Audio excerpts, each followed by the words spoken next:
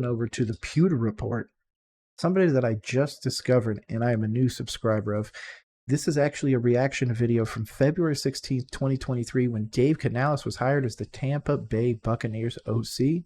Let's hear what the Bucs had to say about him almost a year ago. Hey, I thought it was all over.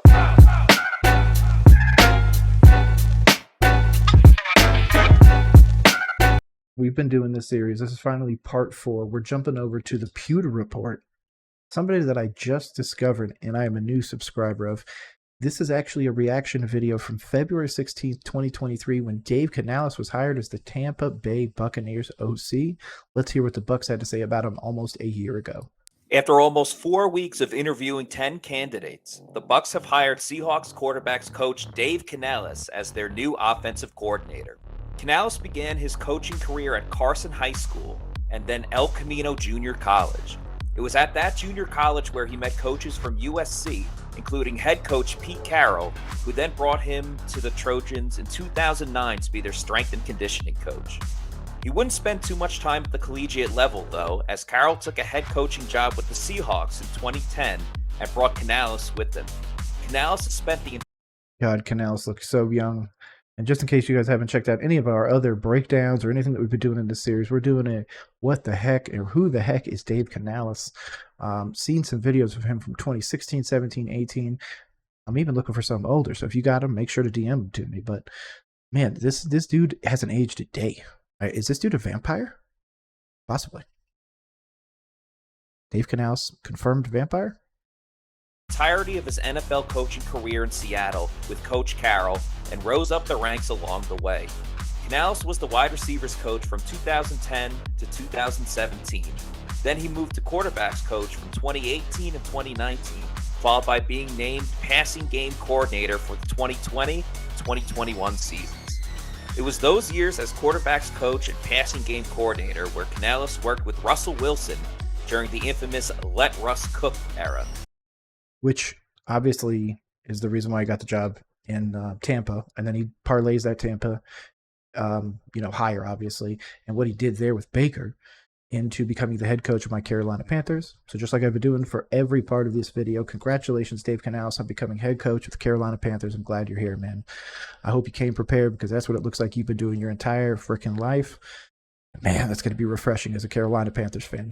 Canales worked directly with him for his last 3 Pro Bowl seasons. In 2022, Canales moved back to quarterbacks coach, where he's had his biggest claim to fame yet, reviving the career of Geno Smith.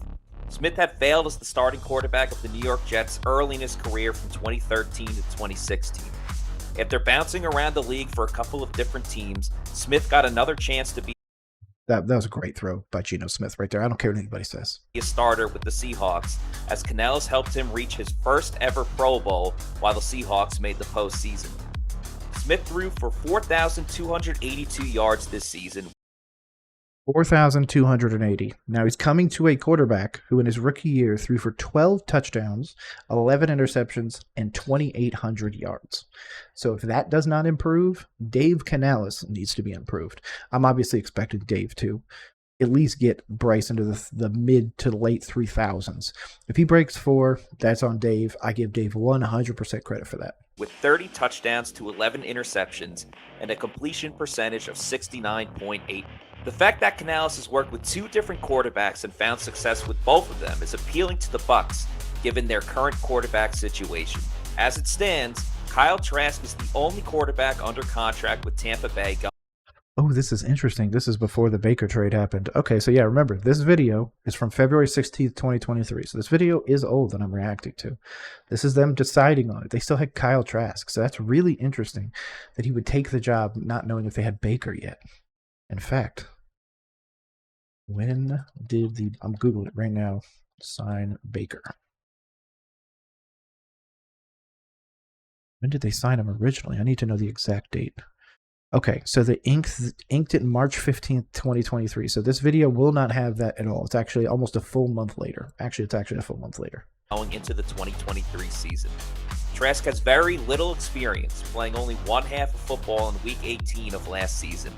Yeah, Trask is not the guy. I'm so glad the Bucs went out and got Baker. Even though I'm a Panthers guy, I'm from Florida. My family are big Tampa Bay Bucs fans. I still want them to, at least do something. I just want my Bills to beat them every time. That's all. Or my Bills, my Panthers. Jesus. Sorry, I was just doing a Josh Allen video.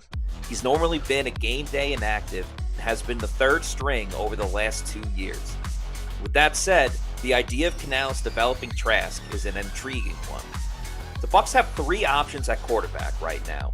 They can roll with Trask, find a veteran that can help them win now, or draft a quarterback in the 2023 NFL Draft. The third option seems unlikely at the moment, so if the Bucs go with a veteran such as Jacoby Brissett or Baker Mayfield, then Canales is in a similar... Ironic that a month later, almost to the day, this video came out February 16th, he signed March 15th, similar spot that he was in with Smith last year. Canales is known for his upbeat personality and positivity during practices, along with a deep dedication to his faith. While Canales has... Yes, and that has been something as a point of contention for many people. Obviously, he's a very faithful guy. Went to, I believe, a Christian school at one point and coached there. So he's a big faith guy. That's great for the state of Carolina. Carolina's, right in that, Bible belty. Obviously, it's not literally there, but...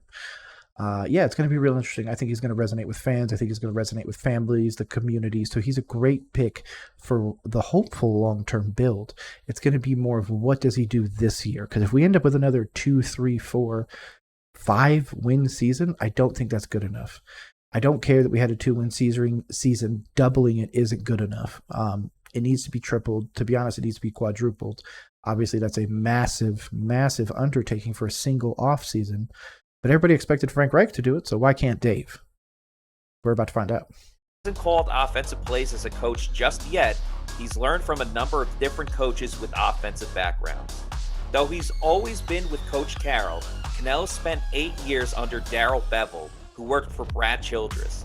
You may know that Childress was the offensive coordinator for Andy Reid for many years with the Eagles. More recently, Canales worked with Shane Waldron, who comes from the Sean McVay coaching tree. What this all means is you'll see a different Bucs offense with more throws on first down, an improved commitment and creativity to the run game, and most of all, a higher amount of play action, which will be music to the ears of Bucs fans everywhere. Hey, first of all, shout out to the Pewter Report. Just discovered you guys as well. You guys got a subscription from us over here at Roll Coverage. Really like what you guys are putting out. But man, that last catch to Lockett, that was nice. And that's where I think the disconnect is going to happen. If Canales can't do it first year, and only first year, I think it will be because he came from a system that had Tyler Lockett, DK Metcalf, obviously now Jackson Smith and Jigba, which he didn't get the opportunity to utilize. And then when he goes to the Bucs, you go to Mike Evans, Chris Godwin, and then the few other guys they got back there. But those are really your 2 main ones. And he's coming to a situation where there's no true wide receiver one. I don't care what you say about Adam Thielen. Apparently, Adam Thielen went on Cam Newton's podcast and said that he had Super Bowl aspirations coming to Carolina. So no offense, I'm going to kind of put Adam Thielen to the side. He's most likely going to be traded. And if he's not, I think he's going to be wide receiver 2 on our team next year. We have to go out and get somebody. We have to also not overpay.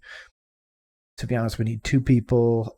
Jonathan Mingo will probably be 730 plus yards next year. I'm going to say 6 touchdowns, so that'll be an improvement. So yeah, we're going to need to add some pieces. And of course, that offensive line needs an absolute overhaul. So at least we got the guy that's got the juice. He looks prepared. He's ready to coach this Carolina Panthers team with the people that we have, mainly Bryce Young. So for that, I'm just thankful. Please, Dave, get us some wins. But just in case you guys ever want any other breakdowns, analysis, or if you guys want to continue the series, I got way more videos in the Who is Dave Canales series. Make sure to subscribe to the socials below. Make sure to subscribe to us on all of your podcast platforms as well. We're on like 90% of them now, so we appreciate y'all for that. And yeah, thank you for coming by. Thank you for rolling with us, and peace. Have a great rest of the day.